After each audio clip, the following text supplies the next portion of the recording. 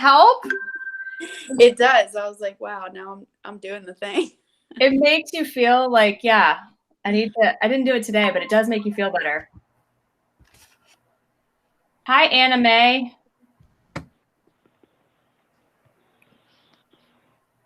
Hey guys, sorry, I had myself on mute because my family's talking. Oh, that's okay. Welcome. Thank you.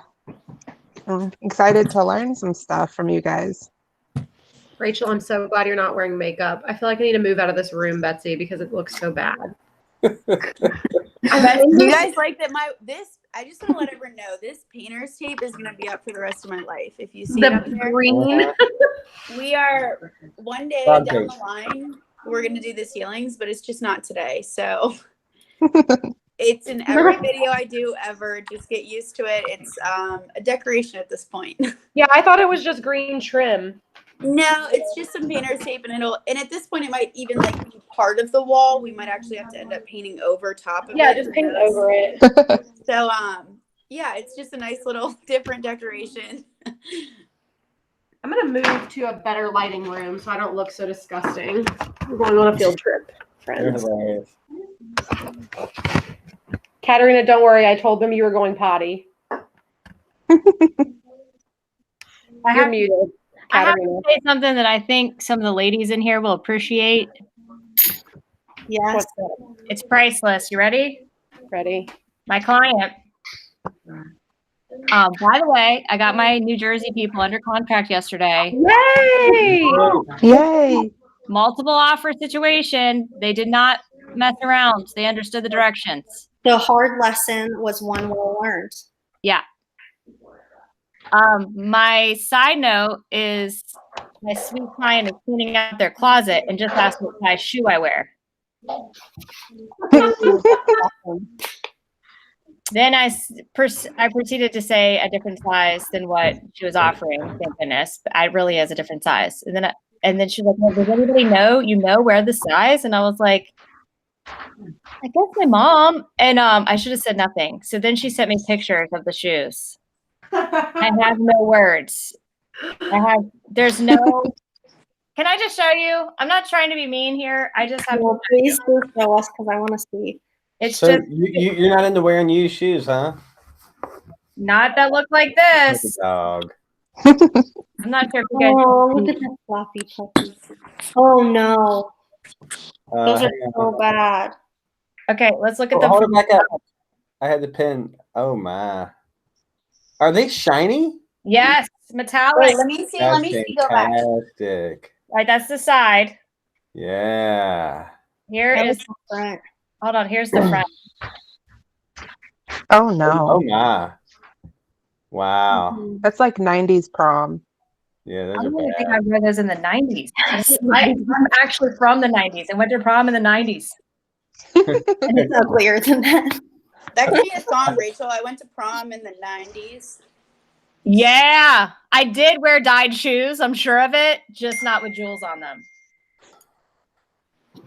So anyway, so I just said my mom is 65 and a hippie, so I just don't think that match her personality. Are you okay? What is that? Okay. That's a cute doggy. That was a cute puppy. What's wrong? She just ate fertilizer. Oh, yeah. Bad dog. So she's gonna grow really big now. Well, that's what we're thinking. That or she's going to turn into grass. I don't know. She'll grow up. Yeah, my money went to puke. She really doesn't look good in the What's video. happening? I should Guys, probably- I'm the first person in Boomtown right now, and I'm really overwhelmed. I'm the first lead person, and I'm really overwhelmed. It is a lot. That's good. Well, it is, but it's like hard because you're trying to figure it out. yes. Wait, now it's saying like what? It's not as easy as you think. Is your listing Rock Castle? That's Teresa's. A lot of people have clicked on it. Yeah. And registered. An ad with that. So I would ask Betsy about it. She did it yesterday, and she said everybody that reached out was from that ad or from that website link. That's good, what's though. happening. That's what's happening. House. Yeah, the cleaning company website. What? But some people, like, I'm trying different strategies to see what the best response would be. Like, I feel like some people are more likely to respond to text than email. And some people are more likely to respond to phone than text. I wish I knew which would, you know. So I tried phone and I've gotten hung up on several times. So I'm like, I'm going to try text. That's awesome. And see if that works. Sometimes it does, especially if you ask the appropriate lead question. I want to say, is it Hannah? Yeah, Hannah. I have one from No, Hannah. The person that we don't know who that's joined us. That we. Oh, there's another dog. Hi. What cat? she said she has her mic muted because her family is talking in the background. Anna May. Yeah. I want to know if she goes by Anna May or just Anna. And say hello and welcome. Message on the chat. See if maybe she'll respond there. Let's see. I don't see any messages. Did she message you? No, I'm saying you can message her. Oh, she said thank you. Maybe I'm just now getting the chat messages. They're just coming in just now. Well, welcome, Anna. Let us know if you Anna May. Probably. Those names go together. Welcome, Anna May. Hey, I'm the lead accepting person. So hold on. I'm gonna put myself, and I'm gonna be in and out because just mute it. That way you can still hear it. Yeah. So you can. Okay. All right. Let's do this thing. Ready. Okay. So buyer objections. I love buyer objections. Okay. So number one rule, buyer objections. The best thing you can do is to address them before they come up. They will be a lot less painful. This is not always a possibility, but my number one recommendation is to do a killer's buyer's consultation as soon as you can with every single client, because every single time I have horrible buyer objections throughout the actual contract process, I'm like, dang, if I had had a buyer's consult with this person, we would not be having this weird conversation right now. So number one, do a buyer's consultation. It's not always possible. Sometimes you get a magical lead that's like, can you show me this house? And then like, let's write a contract right away. Or they want to look at houses and they're totally pre-qualified, but they're really difficult to schedule a buyer's consult with. Like, especially when you're newer in the business, you got to do what you got to do. And it's not always totally possible, but please do a good buyer's consult as many times as you can. And that is going to address most of the objections. I think there was a Myra head in Daniel's screen. Little curls. That's going to take care of a lot of the objections. I knew it. Putting Myra down for a nap. And y'all let me know. I was doing a buyer's consult virtually a couple weeks ago, and I thought, I should record this just so people could hear what I was saying, and then also to like get feedback and constructive criticism from people. So maybe I'll try and do that next time I do a buyer's consult. I'll record it and try and get feedback from you guys, but also maybe it would just be helpful to be like, what is some of the stuff that Kat points out through the process? I have, and anyone on here can get them. Daniel sent me when I first joined the team, went through the training, like phone conversations. I think one was you, one was Nance, and one was Alan. But you overcame, it was like a guy looking for land in Goochland. Anyways, you ended up working with him and all this fun stuff. But like, if someone wants a recording of you, he has them from somewhere. And I also have them. And I was like, wait, this is Nance. Wait, this is Kat. So I definitely think recording it. But there are ones where you or Nance overcame like, well, I'm just waiting. And you answered them really well. So they're out there. Yes, that's always helpful. And you can always sit in on someone who's good, like whoever your mentor type person is in the brokerage. It's good to be like, hey, can I sit in on your consults? So that's my number one recommendation. And then number 2, before we get into talking about like actual objections and how we address them, is validate and then explain. So you'll see as we go through these objections, the way I like to approach almost any objection is to validate what they said and how they're feeling, and then explain why they're wrong without saying you're wrong, but they are. But if you first can be like, I totally get where you're coming from here. This is how it works in the real world. It comes off a lot better than if you're like, well, actually, no, Mr. Buyer, you don't know. So keep in your head, if you had addressed this objection before it came up, it wouldn't be a problem now, or it would, but it'd be less of a problem because they'd be like, oh yeah, she did say that. And then always validate and then explain. Okay, so I have a list of objections. A lot of these came from Nance because she's really good at remembering. And it was funny because she was listing out ones that she deals with, and I'm like, yep. Okay, so here's one of mine. No buyer is going to be okay. This is the buyer talking. No buyer is going to be okay with the HVAC being this old. They have to replace it. I just want to like open it up. Any thoughts off the bat, or where do you think I'm going with this one? They It's don't not have effective. to. You're both right. I didn't hear what Rachel said because I was too quick. Sorry. They don't. That's a really great objection. It comes up a lot. They Mhm. don't actually have to do anything. They don't Yeah. have to replace it. 100%. Didn't No. Scott say something in his? He's like, well, you don't even have to buy this house if you don't want to. So. Have to do anything.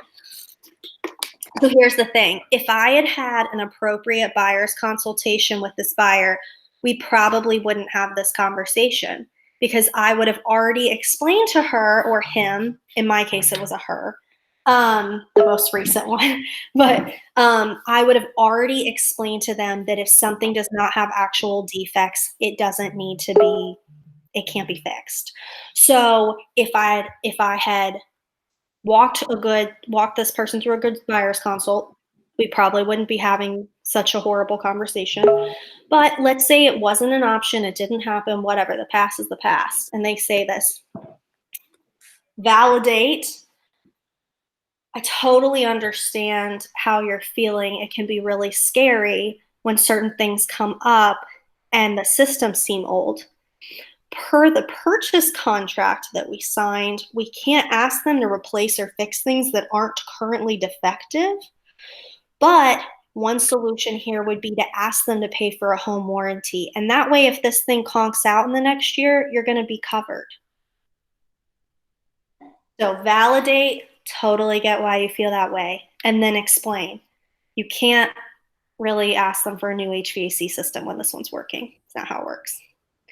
Now they still might throw a temper tantrum and it could be horrible and the whole deal could fall apart. That happens. And that teaches you a valuable lesson on doing a good buyer's consultation in the beginning and setting the expectations where they need to be, because clearly this buyer did not have appropriate expectations.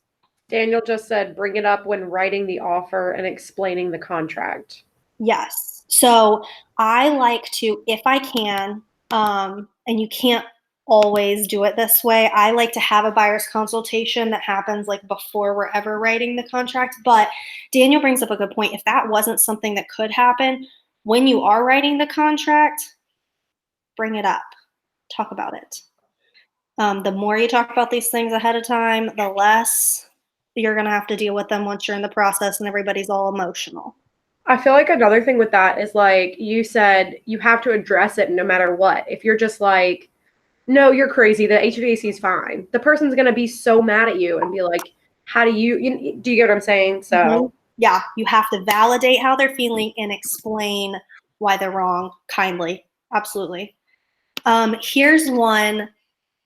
This is, you have someone, maybe it's a lead, you don't know this person really well, maybe you do, and you're like, well, if you see something you like, I'll go show it to you, or they're like talking about a house they like, and they say, I'll just have the listing agent show me the house. If I want to see a house, I'll just have the listing agent show it to me. Thoughts? The listing agent is representing the sellers. I would advise you to have a buyer's agent representing you Mm-hmm. to look out for your best interest. The seller's agent is always looking out for the seller's best interest. Absolutely. So in this situation, I would try my best to validate, even though I'm like, that's a dumb thing to say. Be like, I get why it might seem like the listing agent could be a good person to meet at the house because they probably know a lot about the listing. But that person is purely representing the seller, and anything you say or conversation you have with them, they're going to use to the benefit of the seller. I would love to be the person to get you any and all information you need on this house and be the one to show it to you to make sure that when we are in negotiations, you have someone fighting for you that doesn't have any insider. The person on the other side does not have insider information on what you need. That sort of thing. Any other thoughts, comments?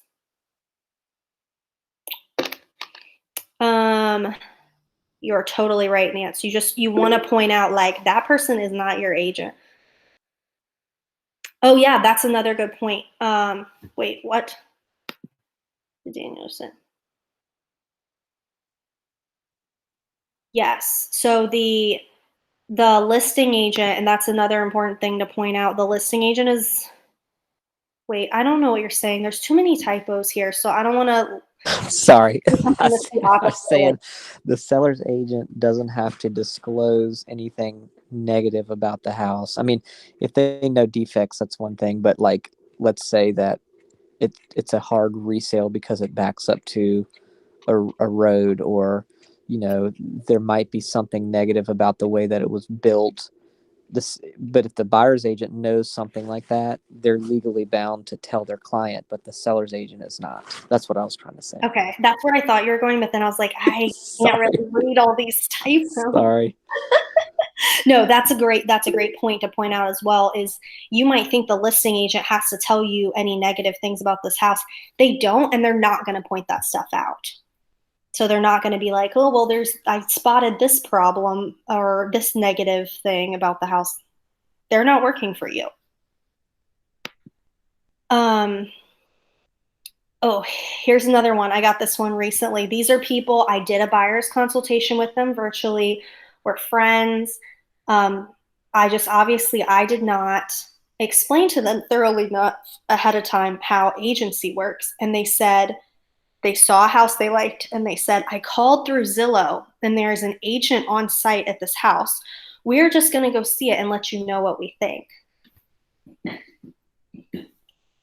Thoughts?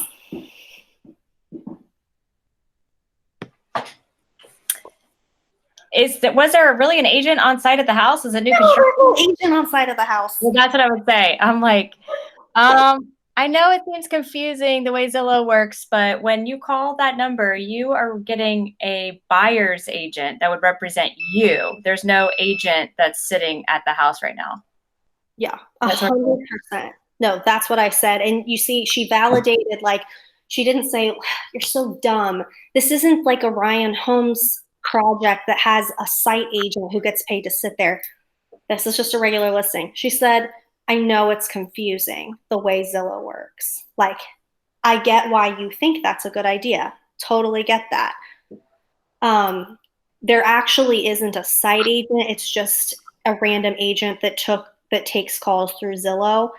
And so I would be happy to be the person to meet you over there. I can do that just as easily as they can. The follow-up objection to this is the same person said, well, we just really want to be respectful of your time. So we don't want to make you go meet us again today. And I said, I really appreciate that thought. That means a lot to me. As an agent, I also have to be respectful of this other agent's time, and we don't actually get paid to show houses. We only get paid when a deal closes. And so it's not nice of me to send you over there and let that agent show you that house when you're not their client. And I am more than happy to do that for you. But don't let your client, huh? That was really good because I wouldn't know what to say when people are always like, "Oh, I don't want to waste your time." And I literally just say, "No, you're not, but I think it's important and I need to change." Like, thank you so much for being like considerate and for saying that. But I don't know how else to say, like, this is my job. Like, I don't get paid to show you houses, but I get paid for the final result, and that's all I want. I want you to find your dream home. So Exactly. I actually do stay. This might not, I don't know, works out fine for me. I actually do stay. Oh, you don't need to worry about it. That's part of my job. You know, I tell them that's part of my job. Yeah, and you can. I do like to go into a little bit how agents get paid when this comes up. And honestly, we should, if we're able to do a buyer's consultation ahead of time, we should kind of address this anyway and be like, just so you know, I want to be the one showing you houses. right, like I show you all the homes that you're interested in. That's part of this agreement or relationship that we have. Mm-hmm.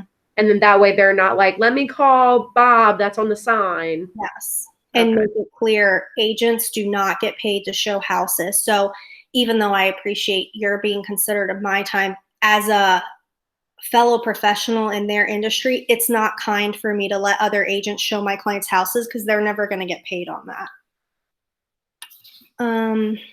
And then once I explained that, she was like, oh my gosh, I didn't realize that's how that worked. Like, okay, if you're okay with it. And it was totally fine. And we wrote a contract on that house. So thank goodness I was there. Do not send your clients, even if you're like, hey, free showing, I don't have to be there. Do not send your clients to go look at a house with another agent. A, that agent could lock them down. Like they could turn on you so quick. And then B, what if that is their house that they're trying to write a contract on and you weren't even there to show it to them? Like you don't want to, that's weird. And it's different if it's like Ashley and I who work together. If we're showing each other's client stuff, we trust each other, but you don't want some random showing your clients' houses. Okay, here we have some of Nance's good ones. I am not going to get a pre-approval letter until I find the house I want to buy. I am totally fine. I have great credit and a lot of money. Thoughts? I want to be their friend. They have a lot of money. I want some. Yeah. Liars. Red flag.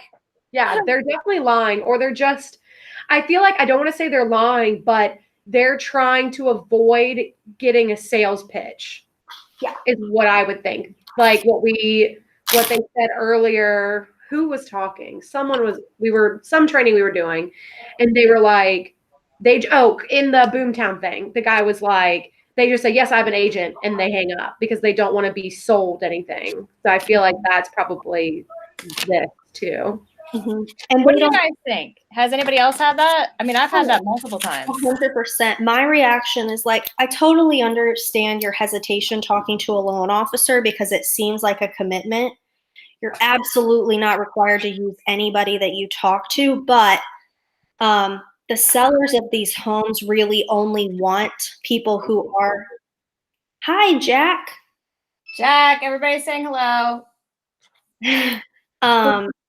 The sellers of these homes. Hi. And some people from my team. All right. And Daniel, he's laying in some pink girly wear. Look at Myra. What a cute. Oh, is Myra's actually sleeping? Oh my god. That's not actually the way you're supposed to do now. All right, can someone bring me water, please? I'm so thirsty. By someone, you mean Jack. One of us or him. Good job, friends. Get out of your pajama pants? Yes. He asked me to get out of my On the judgment. So, I like to say the sellers of these homes really only want their homes being opened up if people do have at least a pre-qualification letter. It's very important to them. So don't even put it on you. Be like, I totally understand your hesitation. You are not locked into use any sort of loan officer. But if we don't at least have a pre-qual, sellers really don't want us in their house. That's true. Also, a couple notes off of that one. If a mortgage company pulls your credit, it does not hurt you the same way it hurts you when a car company or a furniture company pulls your credit. So people are like, what about my credit? It is a pull. It is a real pull, but it doesn't hurt you the same way it does if you're trying to like get credit to buy furniture. Also, once your credit has been pulled by a loan officer, you can get it pulled by as many mortgage people in 30 days as you want, and it only counts as one pull. So you can shop around. It's okay. They recognize that you're shopping for a mortgage, and that's responsible behavior. So that addresses those. Any questions, thoughts? Nance got to deal with this one. I am not paying full price for anything. Well, you're not going to own a house in Short Pump either, are you? That is horrible. And when someone says that, you should be like, well, good luck with your search. No, I'm just kidding. I think I get though, because I don't ever get that, but I get that they say, well, I want to get a deal. Or it's the same thing, but like, I don't know what to say without being like, you're silly. You're like, okay, Mr. 250 price point and Short Pump. Sure, you'll get a deal. Yeah. It can be, that is a really hard one because you don't want to be like, you're dummy. But saying, I totally understand why you feel that way. Again, validate. I totally get where you're coming from. In this area we're looking in at a certain price point, it is very competitive with a lot of buyers. So it seems like what we're looking for, there's going to be a lot of demand for that in the market. So we may not be able to get X, Y, and Z if we're not willing to be competitive. And if that's where we're at, that's okay. Basically saying like, if you want to stick by that and not get your house, I'm okay with that. Totally your choice. But you're not getting that house. So validating and saying, totally fine. If you don't want a 250 house in Short Pump, you don't have to have one. We can go out to Louisa. It's all good. So you can say it without being like, okay, well then not buying here. Another offshoot of that objection would be people that are like, well, what about foreclosures? And I saw this house, and you pull it up and you're like, who garbage can? Here's my spiel. I totally understand why you're interested in foreclosures. A lot of people feel that way.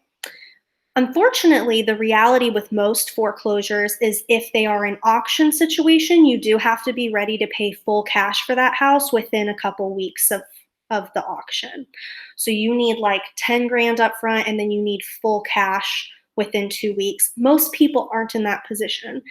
Is that something you would be wanting to do? And they're like, I don't have $200,000. And you're like, yeah, okay, same. So if it's an auction situation, it doesn't work. If it's not an auction situation and we get to put an offer on a foreclosure house, that's fine. But I want to caution you, and I really want to discourage looking at as-is sales and foreclosures, because if we do an inspection or the appraisal comes up with items that say these things really need to be fixed, the seller's not going to fix them, and you will have spent $350 on an inspection and $500 on an appraisal, and now you're not getting a house. So that's my totally get why you're interested in foreclosures. This is how they work.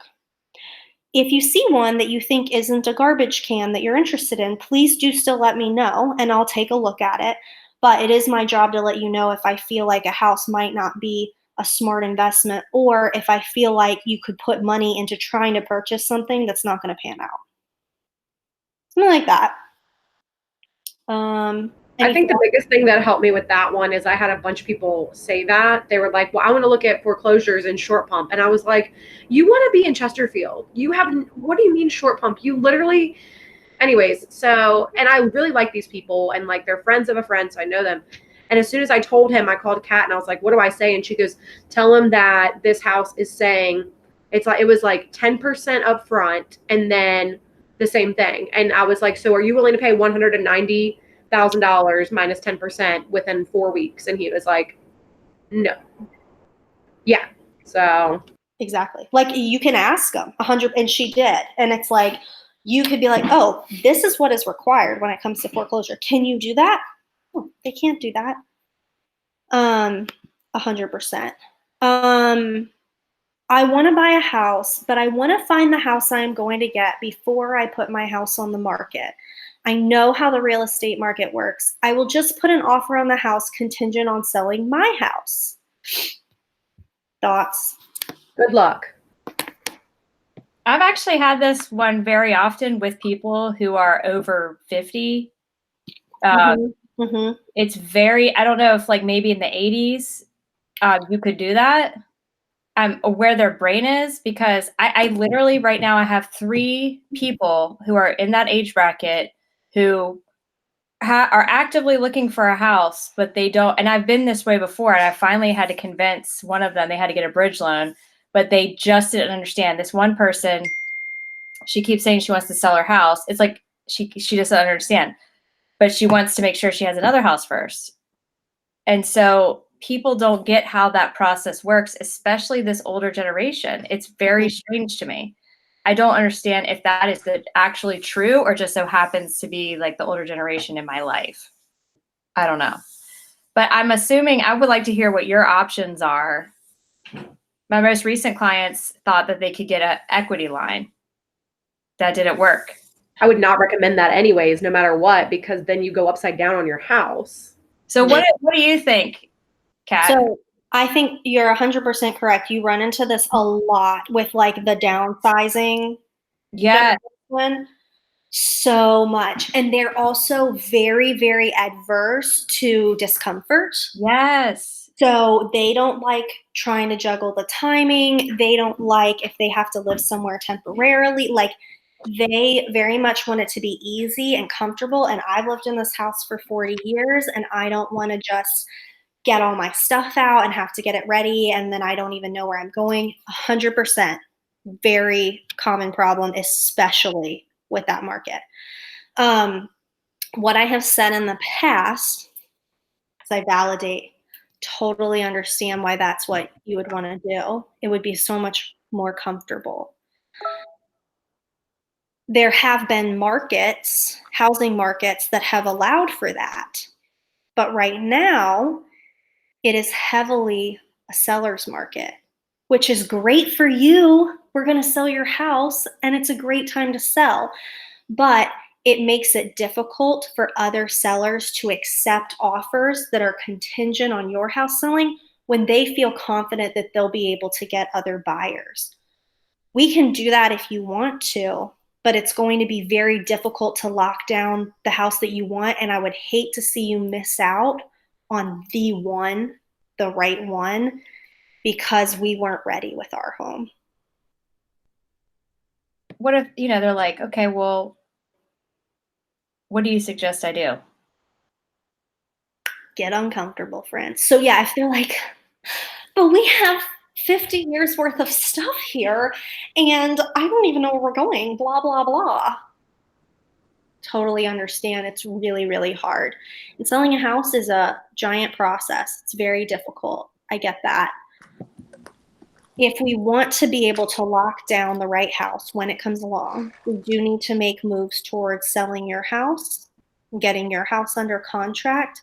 So whether that means that you go ahead and start moving your things into storage or moving them maybe to another relative's house, we can talk through the options and the logistics of that. But I really don't want us to miss out on the right home when it comes along because we weren't ready.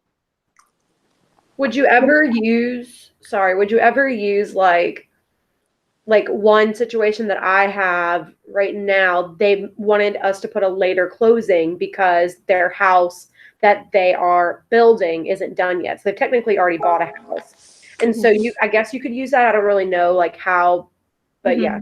Oh, and you can work out the timing. So Daniel and I had somebody recently where it was an older couple. It wasn't a downsizing, but it was an older couple.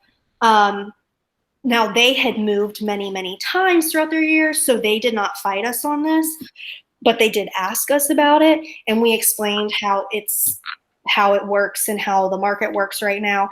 And we explained what we would like to do is try and time this in a way that we have your house going on under contract while we're finding something else.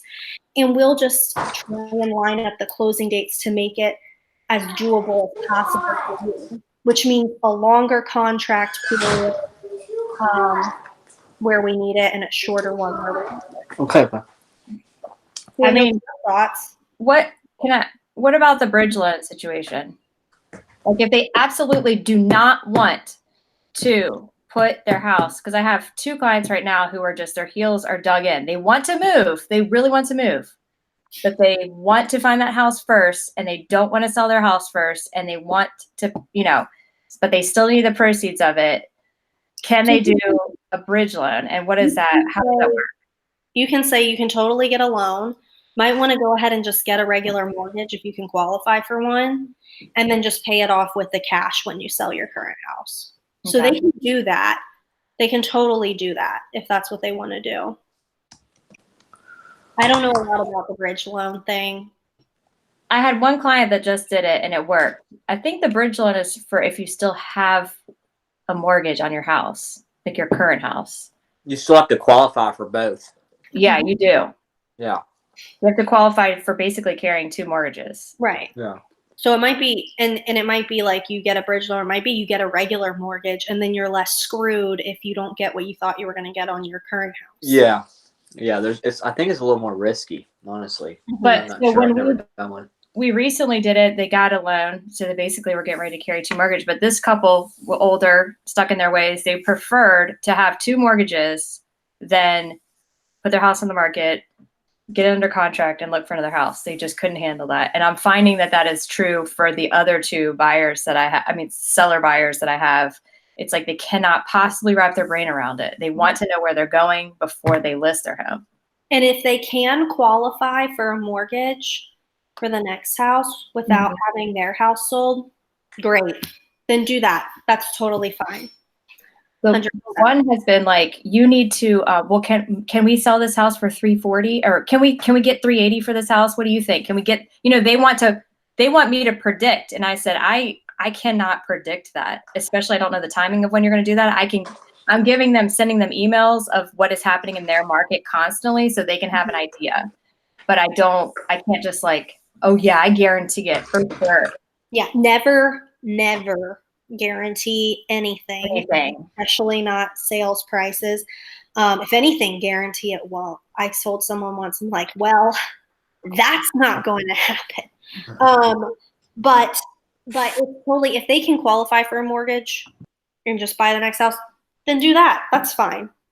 And a lot of them would be able to, because they're probably in a good situation. So any of that's fine. But if they're going into it thinking that they're going to be able to get a house with a contingent contract, it's just not really happening right now. The only way that's going to happen is if a seller's like really itching. Okay.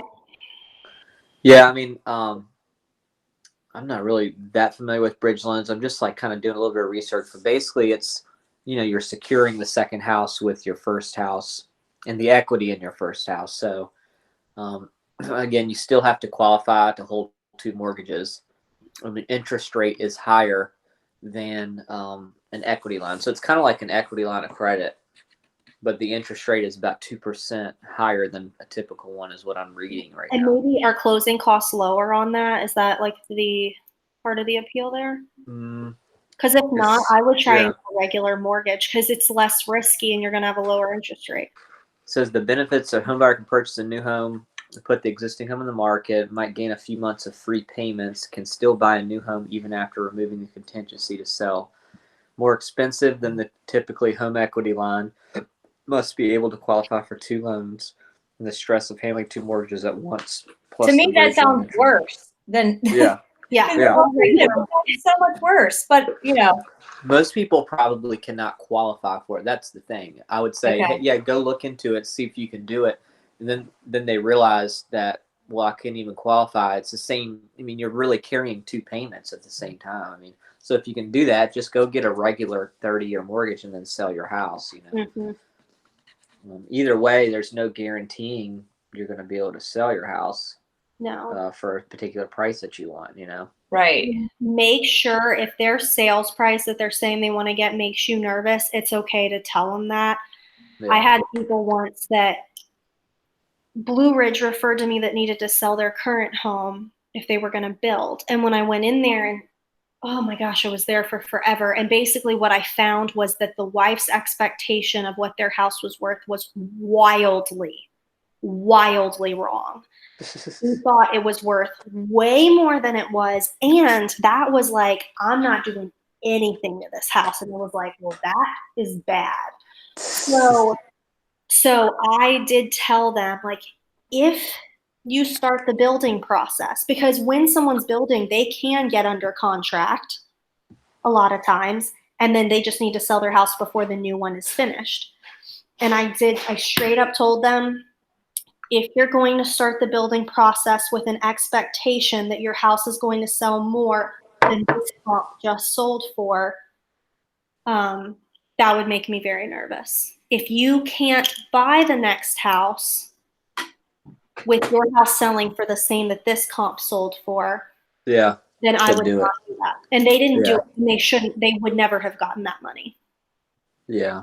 And I talked myself out of a sale, but I also talked myself out of a really uncomfortable situation when that house didn't sell. Yeah. So it's okay to tell people that too, and be like, if you need the house to sell for this much in order to close on that next one, that could be a problem. I've been in those situations and they suck.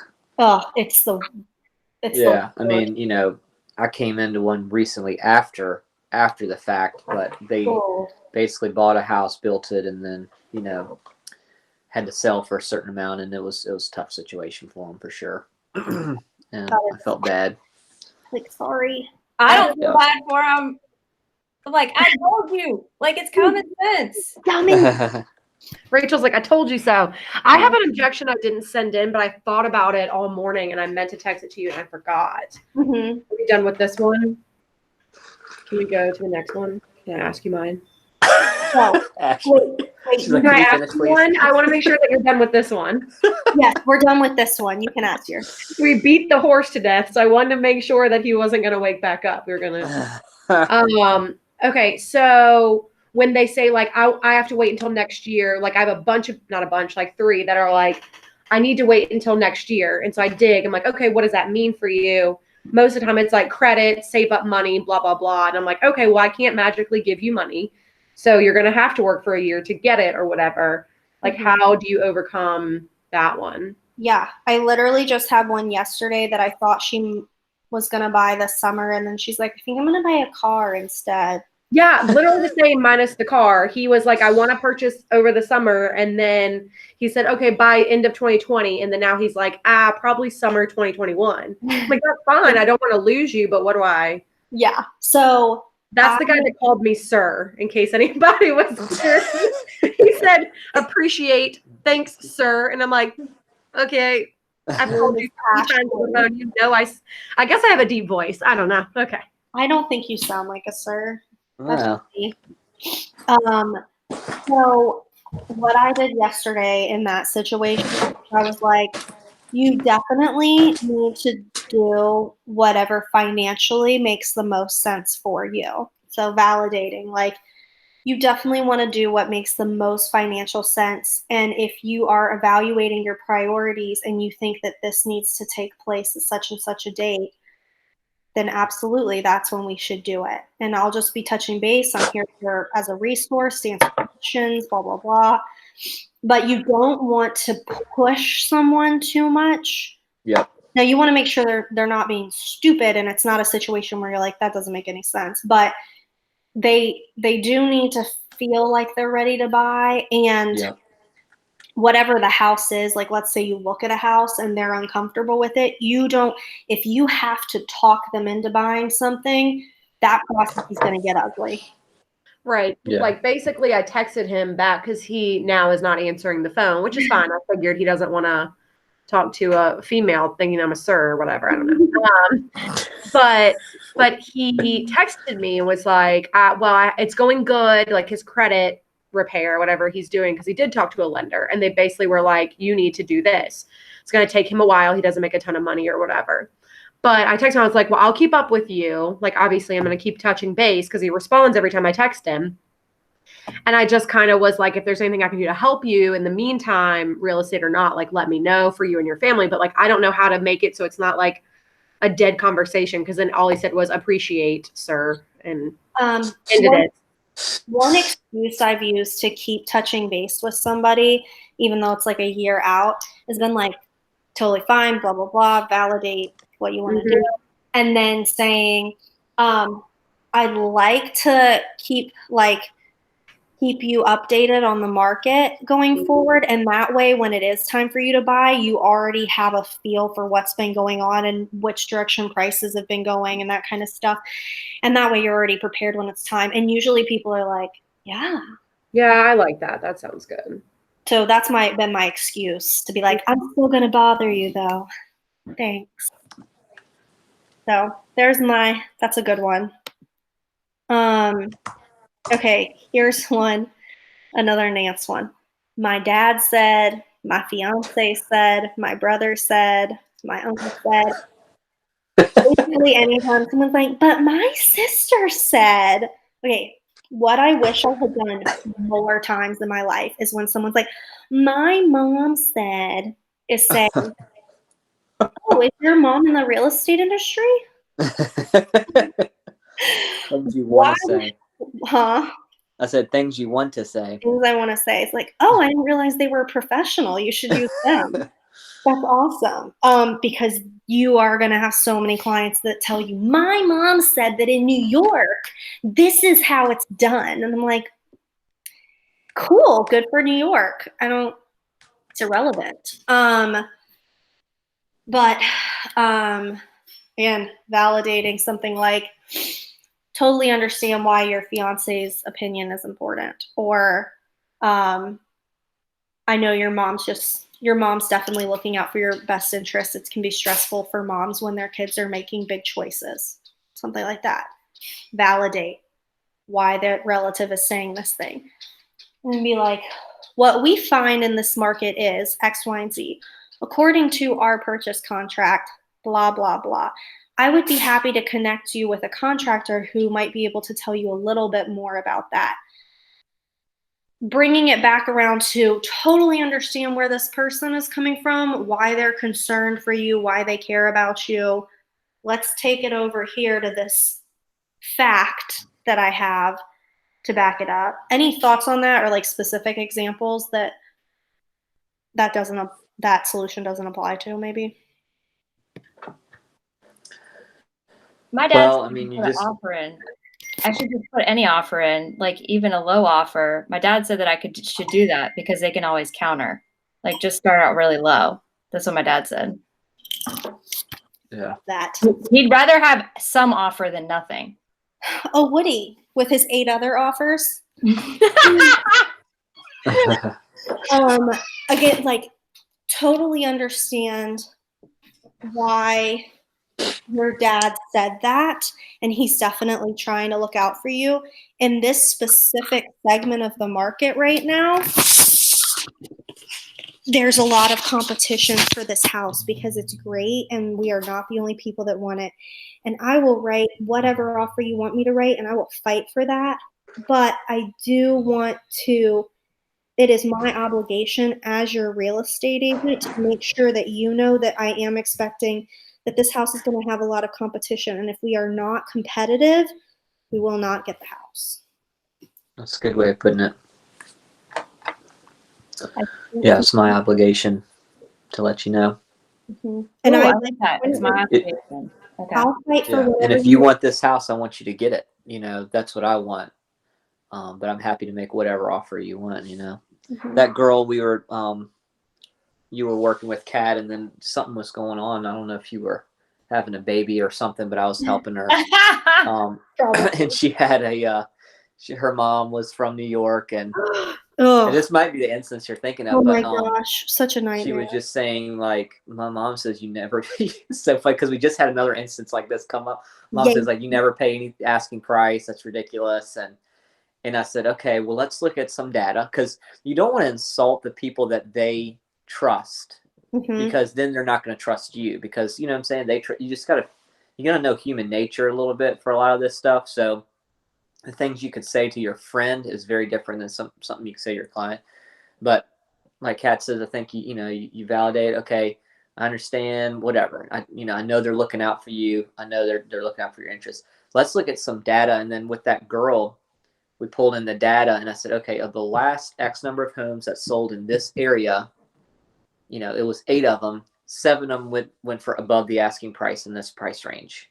And then that opened their eyes. So I always like bringing in data versus opinion, because that's something you can't argue with. Because if we're just saying, hey, the market is hot, all these homes are selling for above asking price, that can sound salesy and come across as like, well, you just want me to pay a lot of money, so whatever. So it makes it easy for you. But if you show them the data, then they're like, oh, okay, well, interesting. They can't argue with that. So data is important to use. 100%. Bring it back to the facts. Yeah. Can't argue with those. I don't. Sometimes they have to learn the hard way, and I've had that way more often. I've had that very, very often. They just don't believe you and want to do what their mom said, and then they lose. No, 100%, and that's something that we have to unfortunately be prepared for, is to fight for clients in situations where they're going to lose. Yeah, gotta be ready to do that. Where's your contract? That's so true. That's a great point. It's part of our job. Mm-hmm.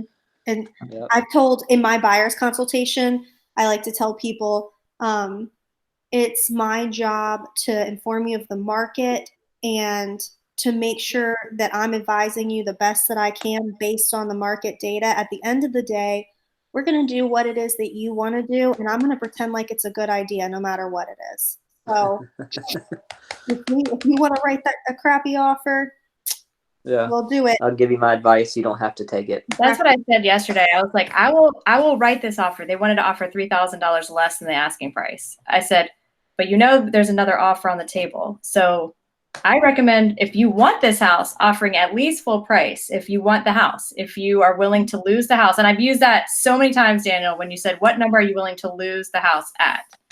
Yeah. You have to tell me. I'm not the one that wants the house. I can fight for you as much as possible, but I can't make them take an offer that's less than the offer that they already have. It doesn't make sense. Exactly.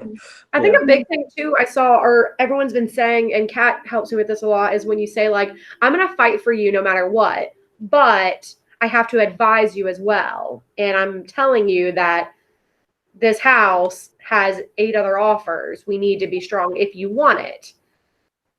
So, Yep. I've seen that help me and hurt me, because somebody was like, well, I don't care. If it's meant to be, it'll happen. I get that a lot. If it's meant to be, it'll just happen. It'll be mine. Yeah. And thank God, like no one else was there but God, that one worked out. It was like they had multiple offers and they chose ours, which was less than all the other ones, because I had her write a very heartfelt letter. That's awesome. Life. Yeah. And it worked out. And I cried reading her letter. So I was like, okay, this is worth it. But that only happened once in the past 6 months that I've been trying. So, and sometimes you have to do it just knowing you're wasting your time, and it's just a lesson they have to learn. You're like, well, it's not a waste of my time, but just hopefully this will teach them, and then the next one will make a better choice. Yep. And Teresa said she had someone offer $20,000 less of asking price. I think I know what situation she's talking about. And it can be really hard. If you're on the buying side, I would set expectations. Like, you could piss someone off, you can offend them. If you're on the selling side, it's almost like $30,000 less than asking if you also asked for $8,000. On the selling side, reminding your sellers, like, I understand why you're upset about this offer. Like, obviously we feel like the value of this house is much higher than where these people are offering. A lot of buyers do not understand the market, and they think that they are doing themselves a disservice if they're not negotiating. So we have to find a place where we're happy to counter at, and hopefully they want this house enough and they have enough momentum that they'll come back at a much better number. But a lot of it's like talking people down. from their feelings. Yep. We are in the middle of a pandemic, so we should be able to offer anything we want. Same. Yeah. I wish we could offer anything we want. LOL. That's a good one. That's hilarious. But and do the same, like, we can do what you want. This is what the market's telling me.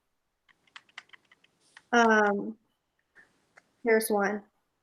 We don't need an agent. We are just looking right now. We're just looking around. We don't need an agent. How are you getting your list, or like how are you getting your info? No. Lola? No. Sorry. There's a no noise rule in our house during nap time. Lola, no. Sorry, Ashley. I would ask them, like, how are they getting their information? Like, how are they getting, because they're like, we're just looking. Well, how are you, in a nice way, like, how are you looking? Because you don't have an agent, you're just using Zillow. Okay, sounds good. Yeah, they think there's like site agents or something. My brother thought that you just like, okay.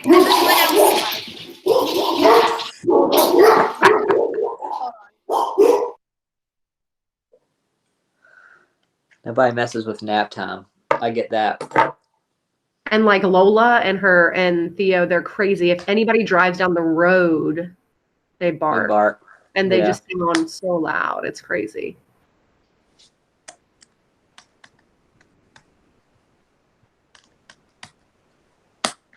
Duke, are you still on here? What do you do when the client's like, I have these shoes. Do you want them?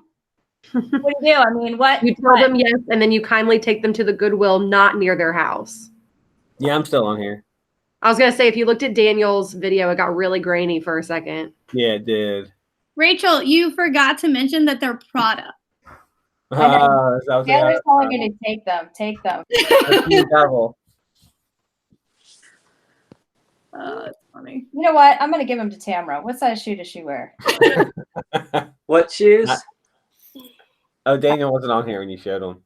Show us the pictures again, Chance. I'll send them to him. Yeah. Sorry. They're dazzling. Did you all talk about the we don't need an agent? We were just looking right now. Oh no, that's a good one. when I had to wrestle with the beasts. So validating, like, it's totally fine. Like, if it's not time to get super serious, whatever, like, that's all good.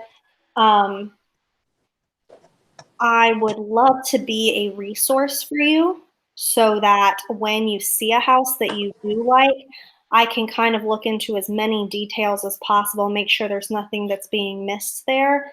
And then if you guys see something that you really love that pops up, you're not going to have to wait for some random person to show it to you, because I'll be available anytime. You can't always convince those people, but sometimes. I want to know what the best text message is to send somebody to get them to respond. The best message to get them to respond would be like, depends on how they go dead. Want a free house? You want a free house? The best, like, you. Never mind. You want a trip to the Hilton hotels. Call right now. I would ignore that. I had a strategy at Ryan Homes, and I've tried it on Follow Up Boss and have not had much success.